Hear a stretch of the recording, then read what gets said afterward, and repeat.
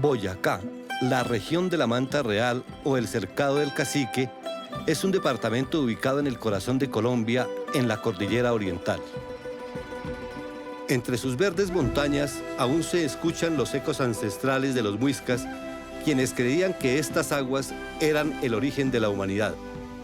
Tras sus muros centenarios, con olor a adobe y cal, se albergan preciosos tesoros que son patrimonio de toda la nación. Su historia se funde con los personajes y los momentos más importantes de nuestro país. En medio de sus parajes solitarios, el viento todavía murmura la palabra libertad. Soy Henry Neiza Rodríguez, historiador, pintor y fotógrafo. En este fabuloso viaje recorreremos la historia a través del camino de los siglos por el departamento de Boyacá.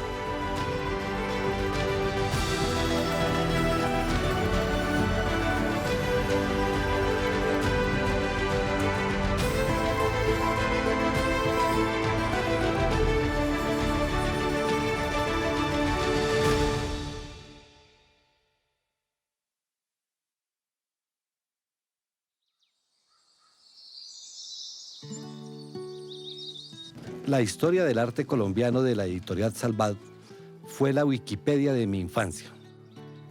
Cuando era niño pasaba mañanas enteras en la biblioteca de la escuela leyendo sus páginas, mirando sus fotos e ilustraciones. Un día, estando en la escuela, abrí sus páginas al azar y encontré fotografías de los templos de Boyacá.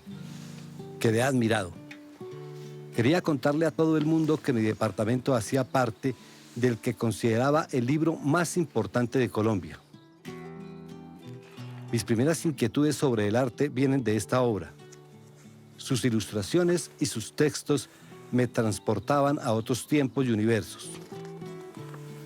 Cuando era niño, mis profesores nos contaron que en un templo de Boyacá existía una pintura mural donde aparecían unos demonios horribles como parte de la representación del juicio final, que algunos hombres lo destruyeron pensando que eso era una maldición. ¿Será esto verdad? En el viaje de hoy buscaré ese mural misterioso y además visitaré los templos y las moradas de los primeros poetas de Colombia. Espero que esos monumentos continúen resistiendo los embates del tiempo.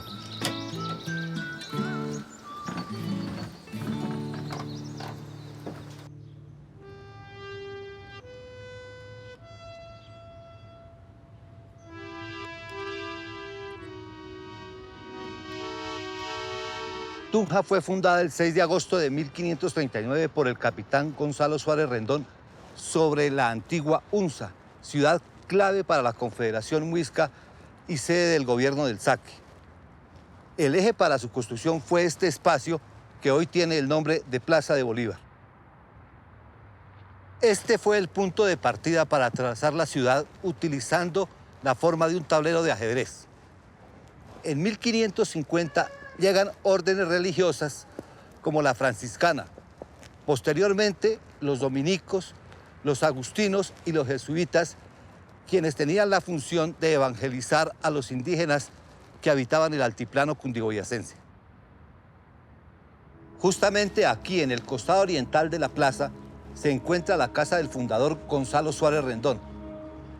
Este conquistador acompañó la expedición de Gonzalo Jiménez de Quesada, que culminó con la fundación de Bogotá y de Tunja.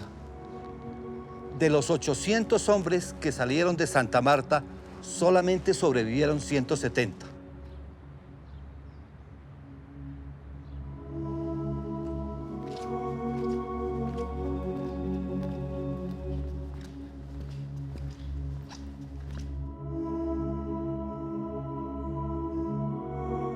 Esta es la casa más antigua de la ciudad de Tunja. Es la única construida y habitada por un conquistador que aún se conserva en el continente americano. Sus muros tienen casi 500 años de historia. Nos encontramos en el segundo piso, en el salón principal. Hace unos años, en medio de un proceso de restauración, se descubrieron unas antiguas pinturas murales elaboradas con pigmentos naturales mezclados con miel y clara de huevo. Cuando unos obreros removieron el falso techo, encontraron estos frescos. Se pueden ver animales como caballos, elefantes, bueyes, venados y rinocerontes que representan virtudes humanas como la lealtad, el poder y la fuerza. Además, hay círculos con anagramas religiosos. Esta casa y lo que alberga es un gran tesoro colonial que nos muestra cómo vivía una parte de la sociedad neogranadina hace muchos siglos. Parece una cápsula donde el tiempo permanece congelado.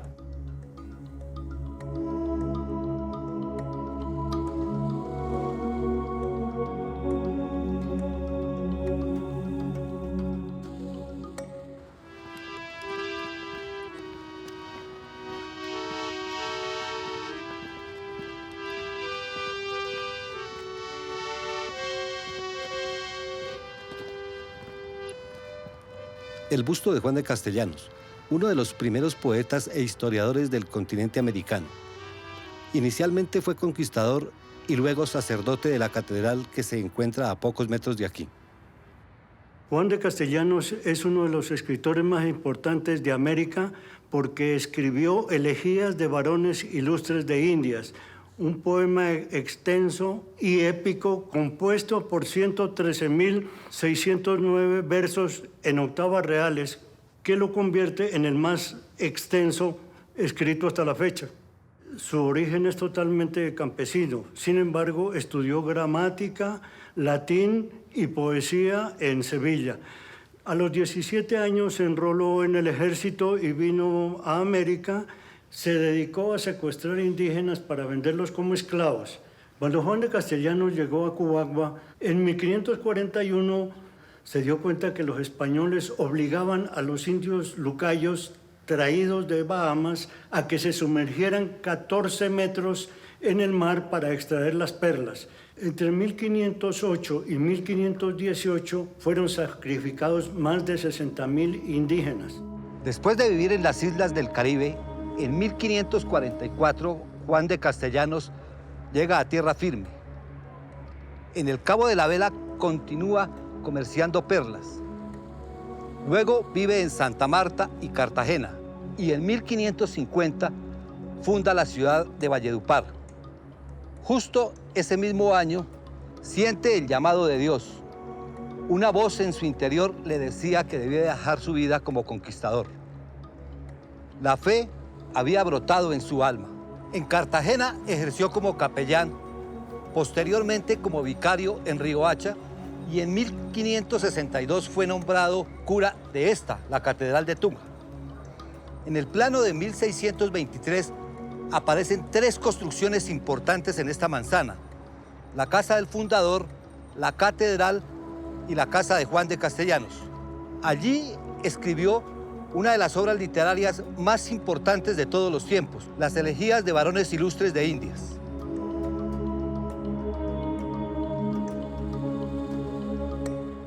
Elegías de varones ilustres de Indias narra el encuentro doloroso entre los conquistadores y los indígenas. En el texto también aparecen frutos y palabras nuevas que no conocían los europeos, términos que provenían del mundo indígena. Por eso, esta obra fue despreciada en el viejo continente durante muchos siglos, porque hablaba el lenguaje de nosotros, los americanos. Hay caimitos, guanábanas, anones, en árboles mayores que manzanos. Hay olorosos ovos que en faiciones y pareceres son mirabolanos. Hay guayabas, papayas y mamones, piñas que hinchen bien entrambas manos, con olor más suave que de nardos, y el nacimiento de ellas es en cardos. En sus páginas se describe el sonido ensordecedor de millones de aves que nunca dejaban de cantar, los naufragios de embarcaciones destruidas por tormentas y los gritos de los marineros que se ahogaban en el mar. Los tigres que acechaban detrás de los árboles, prestos a saltar sobre sus presas para devorar su carne y sus entrañas.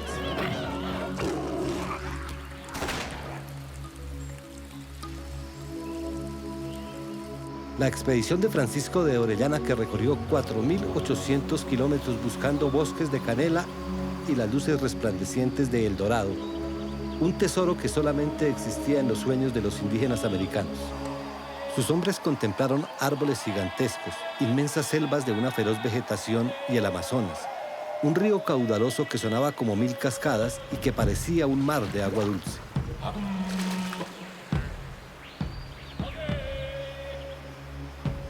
Orellana lo bautizó así, Amazonas, porque en algunos días febriles de locura creyó ver que su expedición era atacada por mujeres guerreras parecidas a las de la mitología griega.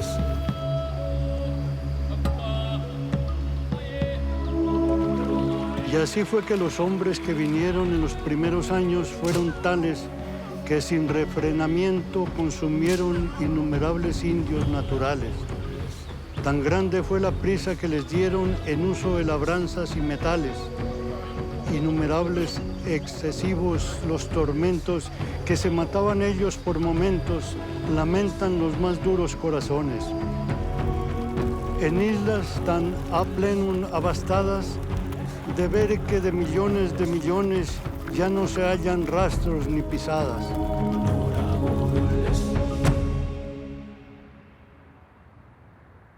Ahora estamos en la Catedral Basílica Metropolitana Santiago de Tunja, el edificio religioso más importante de la ciudad. Fue construida entre 1567 y 1574. Aquí ofició como sacerdote Juan de Castellanos. En el muro lateral derecho de la catedral reposan los restos de Juan de Castellanos, uno de los primeros poetas de América. La cúpula de la catedral se construyó entre 1898 y 1910 durante el proceso de restauración. Los murales fueron pintados por el maestro Ricardo Acevedo Bernal, quien luego fuese nombrado director de la Escuela Nacional de Bellas Artes. En la cúpula podemos observar la representación de Cristo triunfante y en las pechinas los 4 evangelistas, San Mateo, San Marcos, San Lucas y San Juan. Ricardo Acevedo Bernal fue uno de los pintores más importantes de la historia de Colombia. En 1928, el presidente Miguel Abadía Méndez lo distinguió como artista máximo de la República.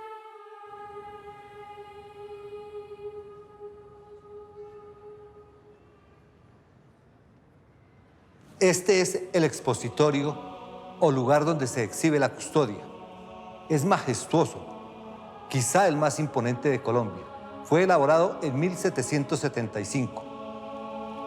Su base está inspirada en el estilo ultrabarroco mexicano.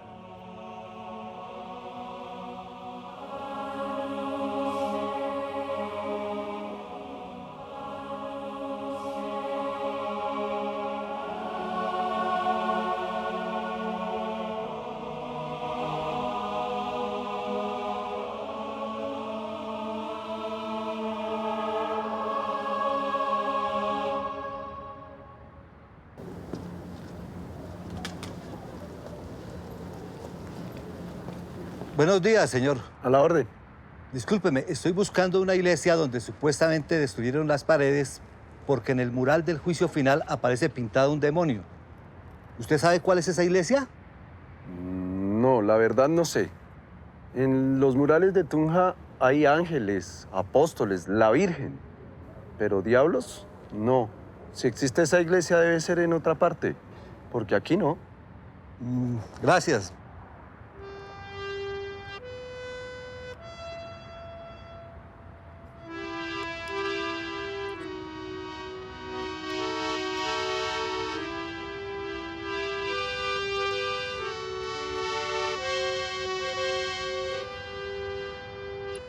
La iglesia de Santo Domingo. Este templo tiene varias capillas, entre ellas la del Rosario, considerada la capilla sixtina de América Latina. Su construcción se inició en 1554 y solo se culminó en 1589. Es decir, tardaron 35 años en su construcción. La obra fue financiada por García Arias Maldonado, encomendero de Sora.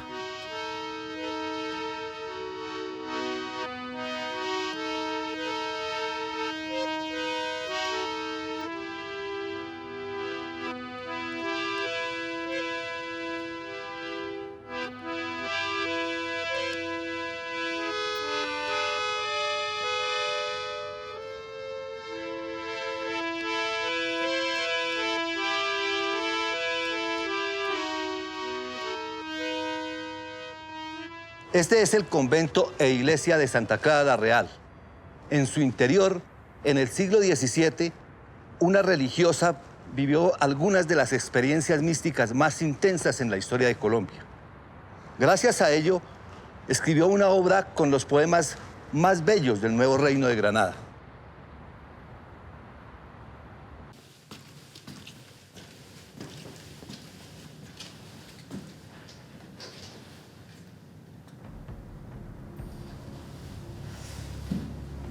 En esta estrecha celda, donde apenas cabe una cama, vivió la madre Francisca Josefa del Castillo, monja clarisa, autora de los Afectos Espirituales.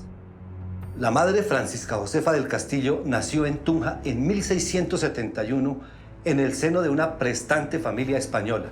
Desde pequeña aprendió a leer cuando en la época la mayor parte de la población era analfabeta. Su madre le inculcó el amor por la obra de Santa Teresa de Jesús, hecho que influyó notablemente en su vida religiosa y literaria. A los 18 años ingresó a este convento y a los 23 compró esta celda donde permaneció por el resto de su vida. La mujer en la época colonial vive un momento muy difícil. Ser mujer es lo menos deseable para un ser humano. Los padres querían tener hijos, varones, no mujeres. Y la mujer estaba destinada o al matrimonio, a un buen matrimonio, la mujer blanca, o a vivir la vida en un convento. Esas eran las opciones para la mujer. Sin embargo, había un acceso a la literatura, a los libros que se habían concentrado en los conventos. Tunja, como ciudad cultural, tenía muchos conventos y muchas bibliotecas en cada uno de ellos. Tal vez eso le permite a la madre Sor Josefa del Castillo y Guevara tener una educación y una tutoría muy especial en la literatura, realmente sin precedentes en la Nueva Granada. La salud de Francisca Josefa del Castillo era muy frágil.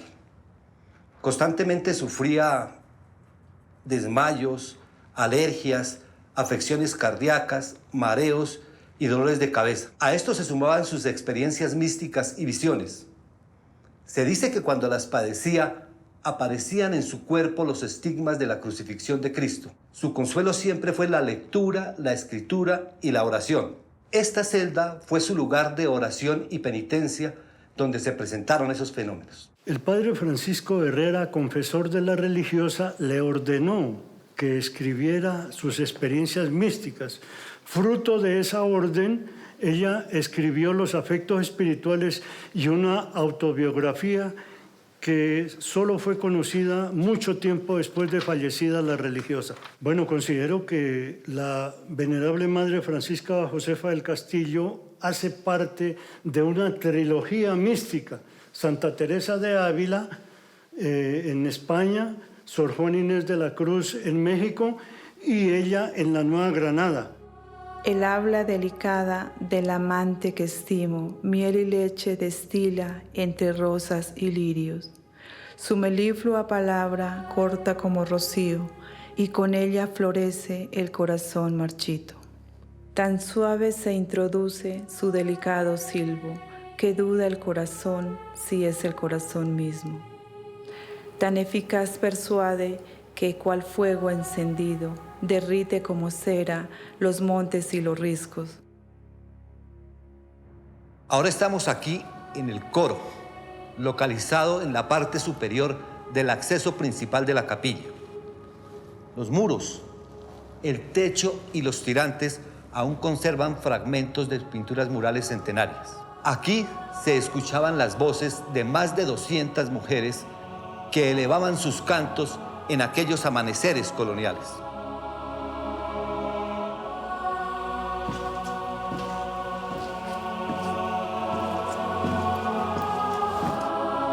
Estamos en la iglesia de Santa Clara la Real. Aquí vivió gran parte de su vida la madre del Castillo, primera escritora en la historia de Colombia. La arquitectura y la traza de esta iglesia son bellísimos.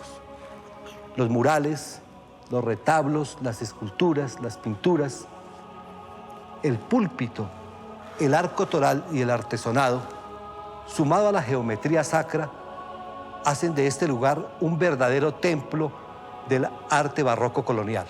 Aquí tenemos el sol fulgurante. Recordemos que el sol fue un elemento muy importante para la cultura muisca. Sin duda, esta hermosa talla funde el cristianismo con las creencias indígenas para atraerlos al catolicismo.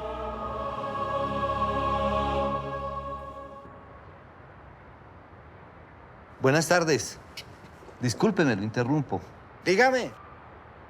Hace tiempo, cuando era niño, escuché una historia que en un pueblo de Boyacá existía una iglesia en la que había un mural que tenía unos demonios y que la gente lo destruyó.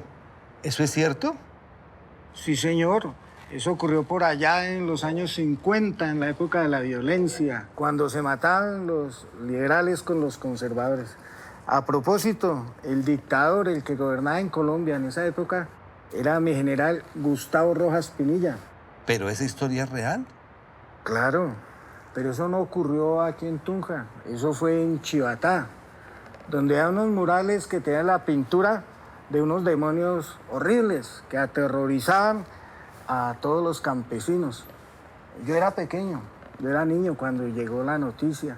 Los padres estaban furiosos porque la gente destruyó parte del templo.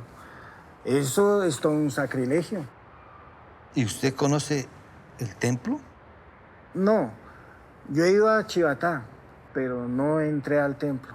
Pero por allá la gente se acuerda muy bien de esa historia.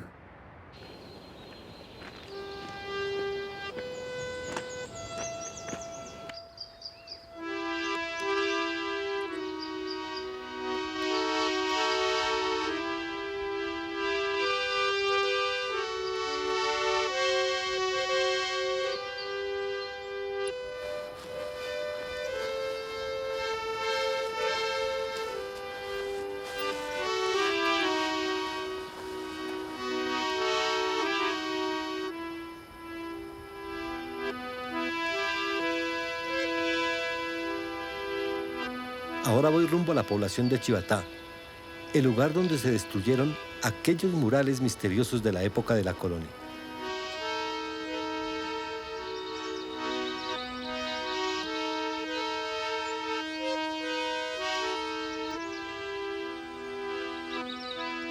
Y aquí estamos en la parroquia de Nuestra Señora del Rosario. En los libros aparece como una importante capilla doctrinera colonial construida con el propósito de evangelizar a los indígenas de la región.